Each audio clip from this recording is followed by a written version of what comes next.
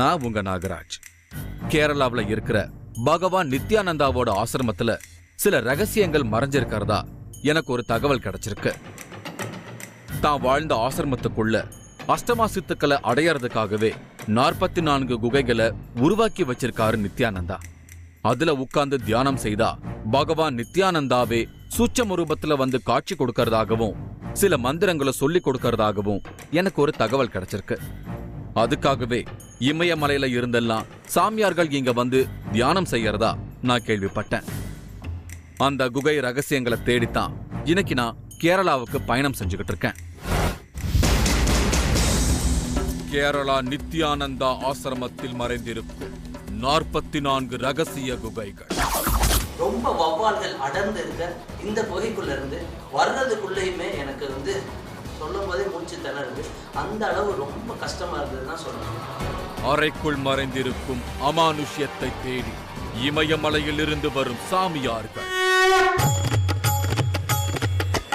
நேரடி விசிட்டில் கிடைத்த பரபரப்பான தகவல்கள்.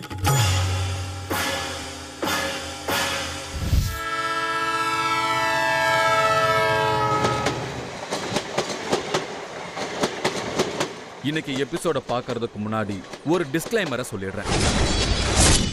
இன்னைக்கு நீங்க பார்க்க போற எபிசோட்ல வரப்போற பகவான் நித்யானந்தா கேரளாவில் வாழ்ந்த ஒரு மகான். அவரை பத்தி தான் இன்னைக்கு நாம பார்க்கவிருக்கோம். அதனால நீங்க வேற எதையாவது கற்பனை செஞ்சுக்கிட்டா அதுக்கு நாங்க பொறுப்பில்லை. இனி எபிசோடுக்குள்ள போகலாம். இன்னைக்கு நான் கேரளா கஞ்சங்காடுல இருக்கிற புதிய கோட்டா அப்படிங்கிற இடத்துக்கு போயிட்டு இருக்கேன். இங்க இருக்கிற பகவான் நித்யானந்தா ஆசிரமத்துல பல ரகசிய குகைகள் இருக்கிறதா எனக்கு சொல்லியிருந்தாங்க. அந்த குகைகள்ல தியானம் செய்யறவங்களுக்கு சூட்சம ரூபத்துல வந்து நித்யானந்தாவே சில மந்திர உபதேசங்களை செய்யறதா எனக்கு ஒரு ஆச்சரியமான தகவல் கிடைச்சிருக்கு. அது மட்டும் இல்லாம இங்க வந்து தியானம் செய்யற சாமியார்களுக்கு சித்துக்களோட ரகசியங்களும் உணர்த்தப்படுறதா ஒரு தகவலும் கிடைச்சிருக்கு. அதனால பல ஊர்கள்ல இருந்தும், குறிப்பா இமயமலையில இருந்தெல்லாம் சாமியார்கள் அங்க தியானம் செய்ய வந்தபடியே இருக்கிறதா எனக்கு சொல்லியிருந்தாங்க. அதையெல்லாம் பார்க்கத்தான் நான் இப்போ கஞ்சங்காட்டுக்கு போயிட்டு இருக்கேன். திரும்பின பக்கம் எல்லாம் பச்சை பசேல்னு இருந்தது. பசுமையான அந்த இடத்த பார்க்க கண்ணுக்கு மட்டுமில்ல மனசுக்கும் ரொம்ப குளிர்ச்சியா இருந்தது. அதுக்குள்ளேயே ஆசிரமம் மதிடுச்சேன்னு நினைக்கிற அளவுக்கு அந்த டிராவல் ரொம்ப ஜாலியா இருந்தது. சரி, இனி வந்த வேலைய பார்ப்போம். நான் ஆசிரம கோயிலுக்குள்ள நுழைஞ்சேன். பொதுமக்களை தவிர்த்து காவி உடை அணிஞ்ச சாமியார்களும் ஒரு சிலர் அங்க வந்திருந்தாங்க.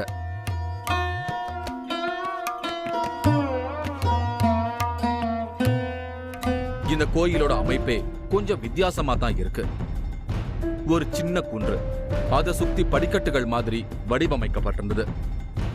குன்றுக்கு மேலையும் கீழையும் கோயில் இருக்கு. பகவான் நித்யானந்தா தியான மந்திர்னு எழுதப்பட்டிருந்தது. அந்த இடத்துக்குள்ள நான் நுழைஞ்சேன். உள்ள போற வழியெல்லாம் ரங்கோலி கோலம் போட்டிருந்தாங்க. கலர் கலரா கோலங்களால அந்த இடத்தையே அலங்கரிச்சிருந்தாங்க. அப்பதான் சித்தரோட சந்நிதிக்கு முன்னால ஒரு சாமியார் ரொம்ப தீவிரமா வேண்டிக்கிட்டு இருந்தாரு. கண்டிப்பா இவர் இந்த கோயிலோட பூசாரி இல்லைன்னு மட்டும் எனக்கு புரிஞ்சுது. சரி, யார சந்திச்சா இந்த இடத்த பத்தின ஃபுல் டீடைல்ஸும் எனக்கு கிடைக்கும்னு நான் அந்த கோயிலையே சுத்தி சுத்தி வந்துகிட்டு இருந்தேன். மேல இருக்கிற கோயிலுக்கு போனாதான் இந்த கோயிலோட ட்ரஸ்டி கணேஷ சந்திக்க முடியும்.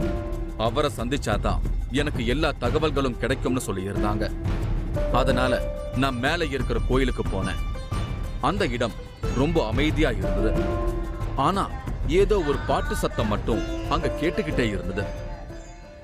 ஒருவேளை சித்தருக்கு பஜனை நடக்குதோன்னு நினைச்சுக்கிட்டே தான் நான் உள்ள நுழைஞ்சேன். ஆனா அங்க ஒரு ஐயாவும் அவரோட மகளும் சித்தரை புகழ்ந்து பாடிக்கிட்டு இருந்தாங்க. லாங்குவேஜ் புரியலனாலும் அந்த பாட்டை கேட்க அவ்வளவு இனிமையா இருந்தது.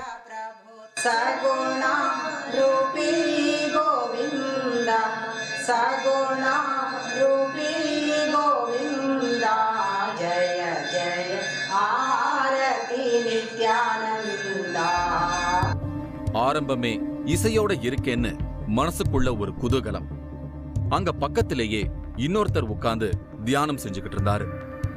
இவர்தான் இந்த கோயிலோட ட்ரஸ்டி கணேஷ். தியானத்தை முடிச்சதும் நான் அவர்கிட்ட பேச தொடங்கினேன். பகவான் நித்யானந்தாவை பத்தி அவர் சொன்ன பல விஷயங்கள் என்ன ஆச்சரியப்பட வச்சது. இது வெறும் ஆசிரமமா இருக்கிறதோட ஒரு சக்தி வாய்ந்த தியான பீடமா இருக்கிறதா இவர் சொல்றாரு. இந்த ஆசிரமம் பகவான் நித்யானந்தா வாழ்ந்த காலத்துல அவராலேயே உருவாக்கப்பட்டிருக்கு. வெளிப்புறமா இத பார்க்க ஏதோ கோயில் மாதிரி இருந்தாலும் இந்த மலை குன்றுகளுக்குள்ள பல குகைகள் அமைக்கப்பட்டிருக்கு. அந்த குகையோட அமைப்புலையும் சில சூட்சும ரகசியங்கள் இருக்கிறதா இவர் குறிப்பிடுறாரு. இந்த இதுக்குள்ள அந்த மலை தோண்டி நிறைய குகை, கிட்டத்தட்ட ஒரு 44 பேருக்கு தியானம் பண்ணக்குள்ள வசதி இருக்கு. 44 குகை அறைகள் இருக்கு அந்த குகைக்குள்ள. அந்த குகையினோட விசேஷம் எப்படின்னா, சுவாமி அந்த குகைக்கு இந்த மாதிரி இப்படி போட்டிருக்கு. நம்ம இந்த உள்ளுக்கு பார்க்கும்போது இந்த நாவு இருக்குல்ல, சின்ன நாக்கு, அது இருக்க மாதிரி நம்ம தொண்டை பார்க்கும் மாதிரி இருக்கும். அந்த பார்த்து அதனுடைய நுழைவாயில் அப்படிதான் இருக்கும். உள்ள 44 குகைகளும் 6 வாசல்களும் இருக்கிற மாதிரி வடிவமைக்கப்பட்டிருக்கு. ஒரு மனுஷனோட 6 சக்கரத்தையும் உணர்த்துற விதமா அந்த 6 வாசல்கள் இருந்தாலும் 44 குகைகள் அமைக்கப்பட்டதுக்கான காரணம் இன்னும் சூட்சமமா தான் இருக்குன்னு இவர் குறிப்பிடுறாரு. ஆனா அந்த குகைகள்ல வந்து தியானம் செய்யற பலருக்கும் இன்னமும் பகவான் நித்யானந்தா சூட்சமமா வந்து காட்சி கொடுக்கறதா தான் இவர் சொல்றாரு. பகவான் நித்யானந்தா தான் சிறு வயதா இருக்கும்போது பல அதிசயங்களை நிகழ்த்தி இருக்காரு. பிறப்பிலேயே தெய்வ அம்சங்களோட பிறந்ததுனால தான் அவரால பல அதிசயங்களை நிகழ்த்த முடிஞ்சதுன்னு இவர் குறிப்பிடுறாரு. கருக்கரையில குட்டி, ஆனா அவரோட கையில காலில எல்லாம் நிறைய சங்கு சக்கரக்கதா அப்படி எல்லாம் அடையாளம் இருந்தது பிறக்கும் போது. பிறவியிலேயே அவரோட கை கால்கள்ல ஒரு சில சக்கர குறியீடுகளோட பிறந்திருக்காரு. அது மட்டுமில்லாம அவரோட ஜாதகத்தை பார்த்தவங்களும் அவர் ஒரு அவதார புருஷன்னு சொல்லியிருக்காங்க. அதோட அடையாளமா தான் இந்த கோயில இருக்கிற அவரோட பாதத்தை அவர் கால்ல இருந்த மாதிரியான சில அடையாளங்களை வச்சே அமைக்கப்பட்டிருக்குன்னு ஒரு ஆச்சரிய தகவலையும் எனக்கு சொன்னாரு. இப்போ அந்த இடத்துல மக்கள் பலரும் ஒண்ணு கூட தொடங்கினாங்க. சித்தருக்கு பூஜை செய்ய தொடங்கினாங்க.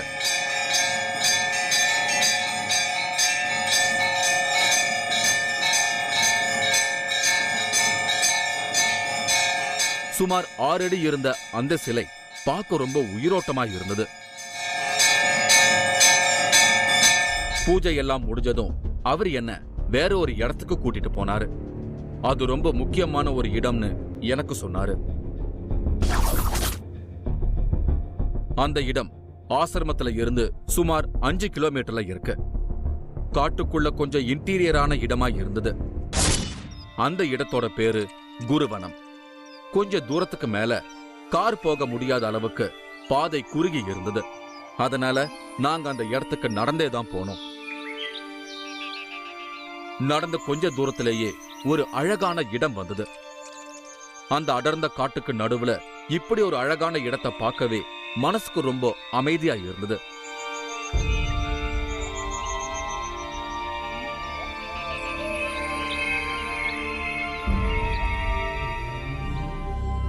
பகவான் நித்யானந்தா தன்னோட சின்ன வயசுல தியானம் செஞ்சு அஷ்டமா சித்து அடைஞ்ச இடம் இதுதான்னு எனக்கு சொன்னாரு கணேஷ்.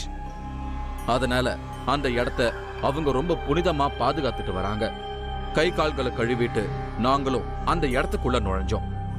கோயிலோட முன்பகுதியில ஒரு சின்ன தொட்டி இருந்தது. அதுல பாபநாச கங்கைன்னு எழுதப்பட்டிருந்தது. எங்கிருந்தோ தண்ணி வந்து அந்த தொட்டியில ஊத்திக்கிட்டே இருந்தது. அவர் எனக்கு அந்த தண்ணிய குடிக்க கொடுத்தாரு. அந்த தண்ணி அவ்வளோ சுவையா இருந்தது. இப்போ சித்தர் தவம் பண்ணின அந்த இடத்துக்கு என்ன அவர் கூட்டிட்டு போனாரு. இதுதான் பகவான் நித்யானந்தா தவம் பண்ணின இடம். அங்க அவரோட சிலை ஏதும் இல்லாம வெறும் 8 கற்களை மட்டுமே பிரதிஷ்டை செஞ்சு வச்சிருந்தாங்க. சின்ன வயசுலயே அவர் இந்த இடத்துல வந்து தவம் பண்ணி இருக்காரு. இந்த இடத்துல தவம் பண்ணின பிறகுதான் அவருக்கு அஷ்டமா சித்துக்கள் கைகூடி இருக்குன்னு சொல்றாரு கணேஷ். இப்ப அங்கதான் அவர் வந்து தவம் இருந்த இடம். அங்கே தவம் இருந்த இடம். அந்த இடத்துல சுவாமி அஷ்ட சித்தி இருக்குல்ல, அனிமா கனிமா தனிமான்னு சொல்லி அஷ்ட சித்தி இருக்கு நமக்கு.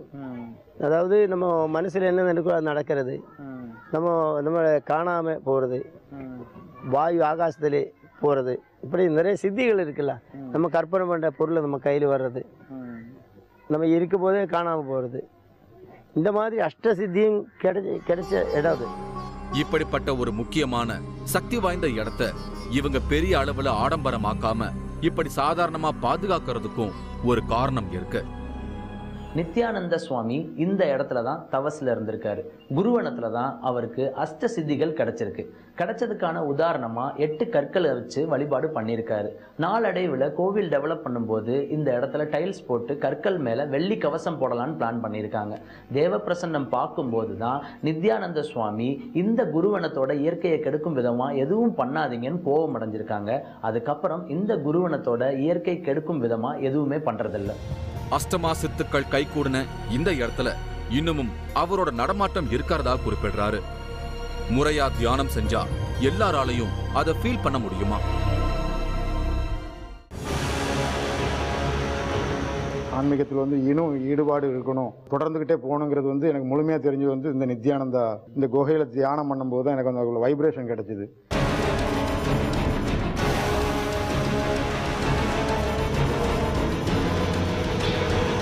மூன்றாவது கண் இடைவேளைக்கு பின் தொடரும்.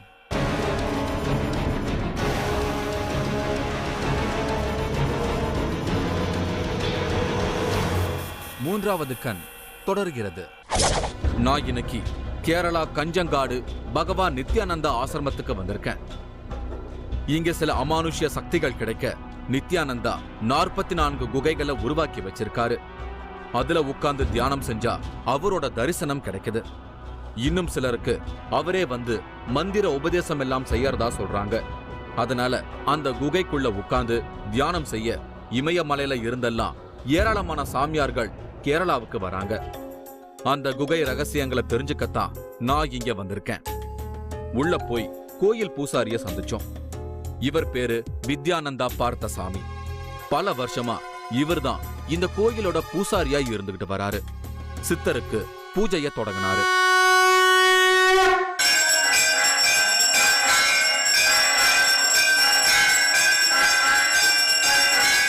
பகவான் நித்யானந்தா தனது சின்ன வயசுலேயே இங்க தியானம் செஞ்சு அஷ்டமா சித்த அடைஞ்சதுனால தான் இங்க அவரோட சின்ன வயசு உருவத்தையே சிலையா செஞ்சு வச்சிருக்காங்க. பல வருஷமா இவர் மட்டுமே இந்த இடத்துல தனியா இருந்து பூஜை செஞ்சுக்கிட்டு வராரு. பல நாட்கள் இரவு நேரங்கள்ல சித்தரோட நடமாட்டத்தை இவரும் உணர்ந்திருக்கிறதா சொல்றாரு. பகவான் நித்யானந்தா தான் வாழ்ந்த நாட்கள்ல இங்க இருக்கிற ஒரு குகையிலையும் அதிகமா தியானம் செய்திருக்கிறாரா. வித்யானந்தா சாமி என்ன அந்த இடத்துக்கு கூட்டிட்டு போனாரு. அந்த குகை உள்ள ஆள் நுழைய முடியாத அளவுக்கு ரொம்ப குறுகலா இருந்தது. ரொம்ப குறுகலான இடமானதால யாரும் அதுக்குள்ள போனதே கிடையாதாம். அவ்வளவு ஏன் குகைக்குள்ள வழி எவ்வளவு தூரம் போகும்னு இங்க பல வருஷங்களா இருக்கிற இவருக்கு கூட தெரியாதுன்னு சொல்றாரு. ஆனா இதோட பாதை ரொம்ப தூரம் வரைக்கும் இருக்கும்னு சொன்னாரு. அதனால என்னையும் உள்ள போக அவர் அனுமதிக்கல. குருவனத்துல இருக்க ஒரு குகை வாசல்ல தான் நான் இப்ப இருக்கேன். இந்த குகைக்குள்ளதான் நித்யானந்த சுவாமி தவஸ்ல இருந்திருக்காரு. அந்த சமயத்துல அவருக்கு தண்ணீர் தேவைப்பட்டிருக்கு. அதுக்காக பாபநாச கங்கை என்ற ஒரு ஊத்தை உருவாக்கி இருக்காரு. அவர் வாழ்ந்த காலத்துல உருவாக்குன அந்த ஊத்துல இருந்து இன்றைக்கும் வத்தாமல் தண்ணி வந்து கொண்டேதான் இருக்கு. இப்ப கூட இந்த குகை வாசல்ல நம்ம பார்க்க முடியுது, தண்ணீர் வத்தாம வந்துகிட்டே இருக்கிறது. பகவான் தியானம் பண்ணின குகைக்குள்ள போக முடியலையேன்னு ஒரு சின்ன வருத்தம் இருந்தாலும் கோயில்ல அவர் உருவாக்கி வச்சிருக்கிற குகைக்குள்ள போய் இன்னும் கொஞ்ச நேரத்துல நான் தியானம் செய்ய போறேன்னு நினைக்கும் போதுதான் மனசுக்கு கொஞ்சம் சந்தோஷமா இருந்தது. பகவான் அவர் வாழ்ந்த காலத்துல அவரால உருவாக்கப்பட்ட ஊற்று தண்ணி தான் இன்னைக்கும் இங்க ஓடிக்கிட்டு இருக்கு. இங்க இருந்து வர தண்ணியத்தான் கோயில் முன்னால இருக்கிற தொட்டில நிரப்பி அங்க வரவங்களுக்கு தீர்த்தமா கொடுக்கறாங்க. அதனால தான் அந்த தீர்த்தத்தை யாரும் மாசுபடுத்தாம இருக்க அதை பாதுகாத்துட்டு வரதா சொன்னாரு வித்யானந்த சாமி. இங்க வரும்போது நான் குடிச்ச அந்த பாபநாச கங்கை நீருக்கு ஏன் அவ்வளவு ஒரு சுவைன்னு இப்பதான் எனக்கு புரிஞ்சுது. சித்தரை வணங்கிட்டு நாங்க அங்கிருந்து புறப்பட்டோம். மறுபடியும் நாங்க ஆசிரமத்துக்கு சேர்ந்தோம். இப்போ இந்த கோயிலுக்கு நிறைய சாமியார்களும் வந்த வண்ணமாவே இருந்தாங்க.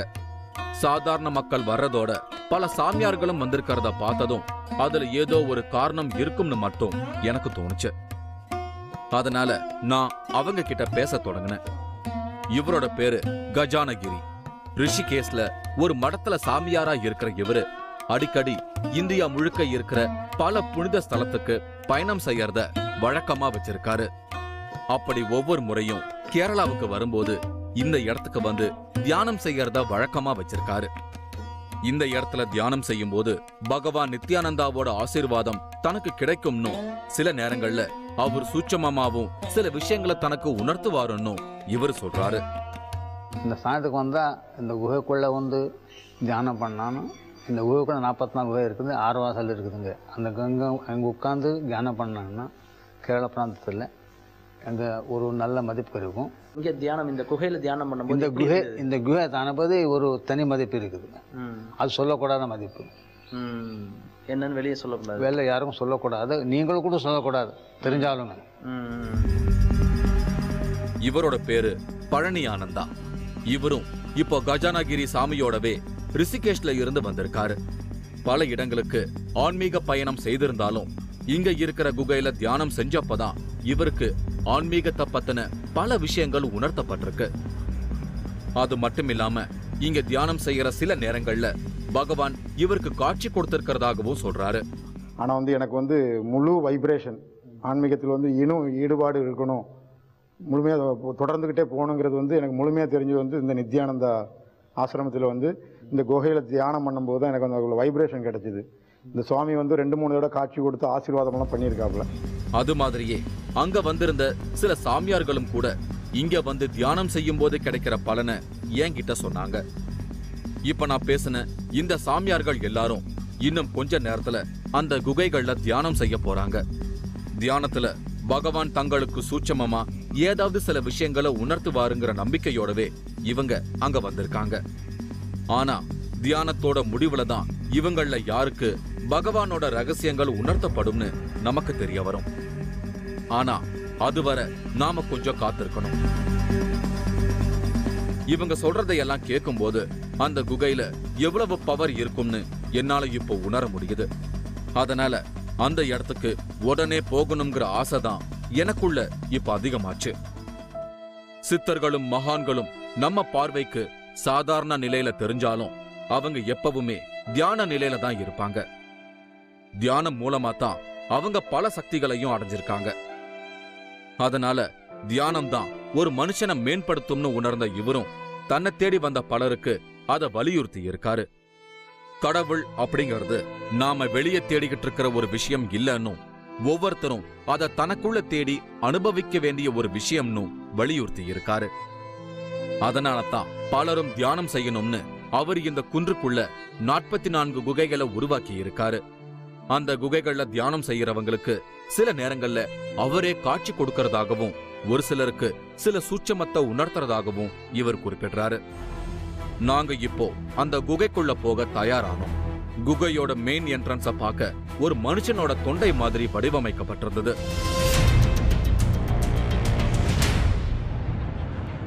குகைக்குள்ள போறதே ஏதோ சுரங்கப்பாதைக்குள்ள போறது மாதிரியான ஒரு ஃபீல் கிடைச்சது. உள்ள அது ரொம்ப தூரத்துக்கு போயிட்டே இருந்தது. உள்ள தனித்தனியா நிறைய அறைகளும் இருந்தது. அந்த ஒவ்வொரு அறையும் தான் ஒவ்வொரு குகைன்னு இவங்க குறிப்பிடுறாங்க. இது மாதிரி மொத்தம் 44 குகைகள் அங்க இருந்தது. அது மாதிரியே அந்த குகையோட 6 வாசல்களையும் நான் பார்த்தேன். ஒரு மலைக்குன்ற குடைஞ்சு இவ்வளவு தூரத்துக்கு பல குகைகளை உருவாக்கி இருக்கிறத பார்க்கவே ரொம்ப பிரமிப்பா இருக்கு. ஒரு சில இடங்கள்ல பாதை ரொம்ப குறுகலா இருந்தது. அந்த இடத்துல வெளிச்சம் இல்லாததுனால ரொம்ப இருட்டாகவே இருந்தது. அதனால கேமரா லைட் வெளிச்சத்தினாலதான் நாங்க அதுக்குள்ள நுழைஞ்சோம். ஆனா கேமரா லைட் வெளிச்சம் பட்டதும் உள்ள இருந்த எல்லா வௌவால்களும் வெளியே வர தொடங்கிடுச்சு.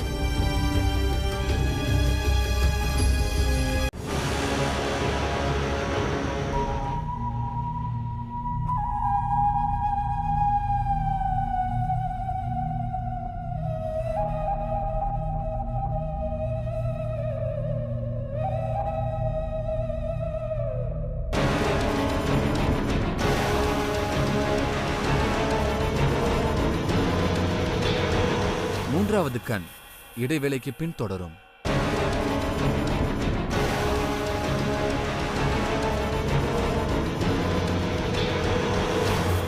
மூன்றாவது கண் தொடர்கிறது. நான் இன்னைக்கு கேரளா கஞ்சங்காட்ல இருக்கும் பகவான் நித்யானந்தா ஆசிரமத்துக்கு வந்திருக்கேன். இங்க பகவான் நித்யானந்தா தான் வாழ்ந்த காலத்திலேயே 44 குகைகளை உருவாக்கி வச்சிருக்காரு. இந்த குகைக்குள்ள உட்கார்ந்து தியானம் செஞ்சா சில அமானுஷ்ய சக்திகள் கிடைக்கிறதா சொல்லப்படுது. அதுக்காக இமயமலை பகுதிகளில் இருந்தெல்லாம் ஏராளமான சாமியார்கள் இங்க வராங்க. அப்படி இன்னைக்கு இந்த குகையில தியானம் செய்யறவங்களுக்கு கிடைச்ச சில அமானுஷ்ய அனுபவங்களை பார்க்கத்தான் நான் இங்க இப்ப வெயிட் பண்ணிக்கிட்டு இருக்கேன். இப்போ நான் வெளிய பார்த்த சாமியார்களும் ஒரு சில மக்களும் அங்க தியானம் செய்ய தயாரானாங்க. ஒவ்வொருத்தரும் ஒவ்வொரு குகையில உட்கார்ந்து தியானம் செஞ்சுக்கிட்டே இருந்தாங்க. இந்த இடம் முழுக்க பகவான் நித்யானந்தாவோட வைப்ரேஷன் நிறைஞ்சிருக்கு. அதனால நானும் ஒரு குகையில உட்கார்ந்து தியானம் செய்ய தொடங்கினேன்.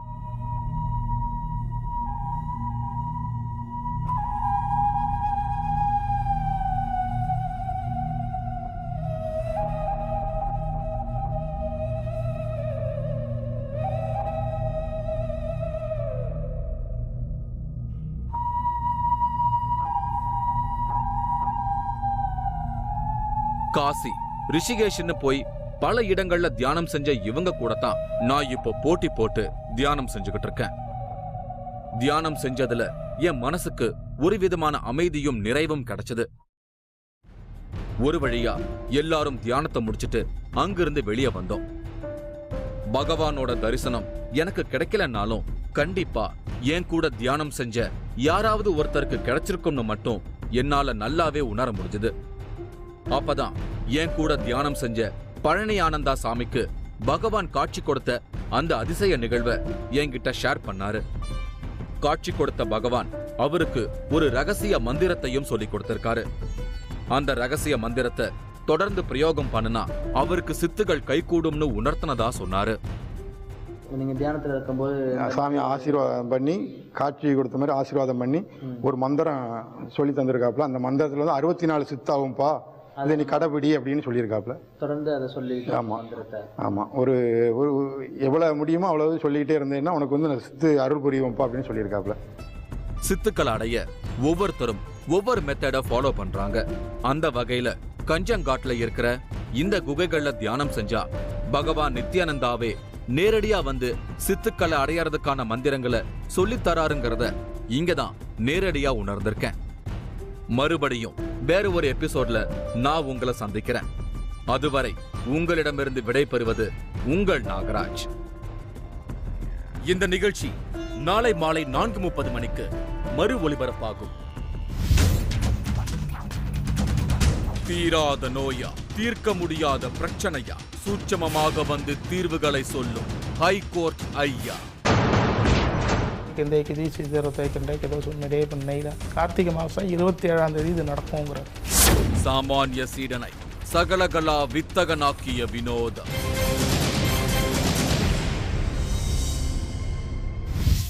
நீங்களும் இந்த திகில் பயணத்தில் கலந்து கொள்ள ஒரு வாய்ப்பு. மூன்றாவது கண் டிவி ஷோ என்ற ஃபேஸ்புக் பக்கத்தில் எங்களோடு இணைந்திடுங்கள்.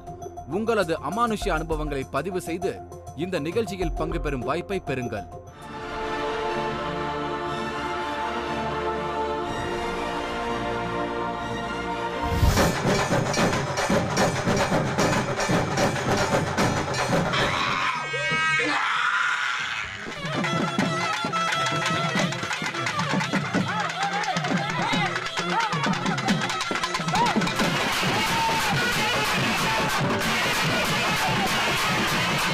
எல்லா சாபத்திலும் ஆளாயிரலாம்.